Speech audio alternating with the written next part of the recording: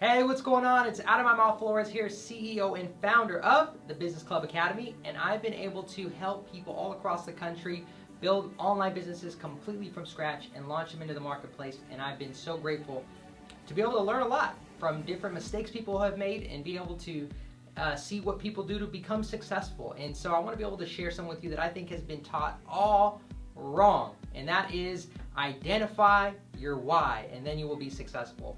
If you've been to any if you've been to any seminar, you've been to any event, they always say you need to know your why in order to be successful. If you heard any conference calls or you've been on any webinars, you always hear you need to know your why. And I think this concept has been taught completely wrong. And what do I mean by that? Well, they say, well, you need to know why you want to be successful. So then you start thinking, why do I want to be successful? Maybe for some of you, you want the big house and you want the cars. For some of you, you want to be able to travel and be able to spend more time with your kids. So if that really worked, if knowing your why really was motivating, then why are there so many people who know their why, but they're still not motivated?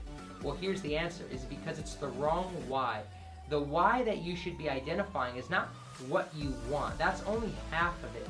The other thing is knowing why other people need you. Have you ever noticed that you do so much more when you serve somebody else? Like if somebody asks you for help, you just go above and beyond to meet their needs. But then when it comes to yourself, you often don't do enough to take care of yourself. Maybe you work for somebody else. You work 9 to 5 and then you become your own boss. You're like, how come I'm not as disciplined? It's because we're not wired to serve ourselves for a long period of time. So that's what happens a lot of times when we try to motivate ourselves. We try to think, what do we want? And we'll go after it, but it doesn't stay, the endurance doesn't stay with us. It's because we're not wired to serve ourselves. We're wired to serve other people. So the other part of the equation is knowing why other people need you. If you really think about what you do, the gifts you have, the talents you have, the experiences you have, your story, think about how that can really impact somebody else. If you're a teacher, think about the impact, why those kids need you. If you want to start a company, you think about the service you give. Think about like what would actually happen if you had a client follow your exact instructions or take your exact product, like how that could change maybe their health. If you're in a nutrition line, or if you have a service that helps people, heck, even if it's with taxes, think about the impact that makes. It gives them peace of mind knowing that they were, that they got their taxes done for the year.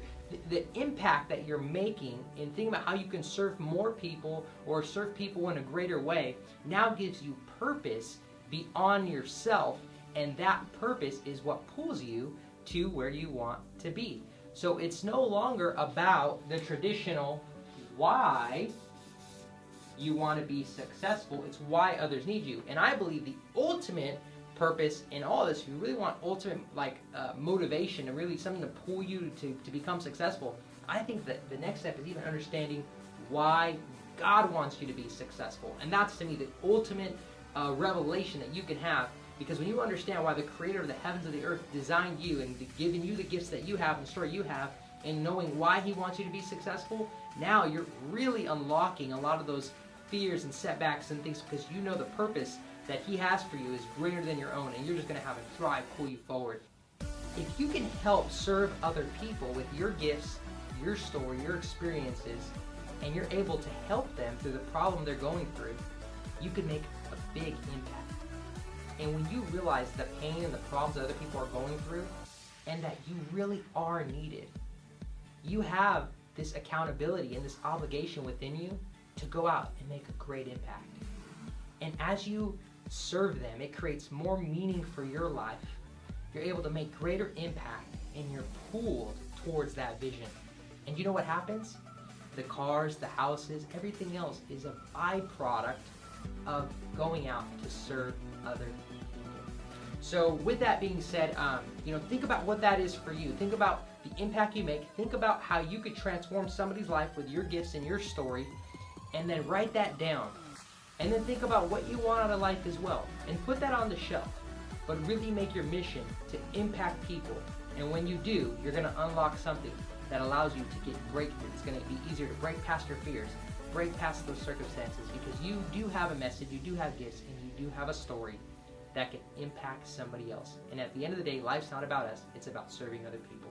So if you got value from this video, make sure to comment below and just put value, or you can write something encouraging, because somebody else is going to see your comment and that's going to encourage them to watch this video. And if it's in your heart to share it, feel free to share it. And I look forward to seeing you in the next video.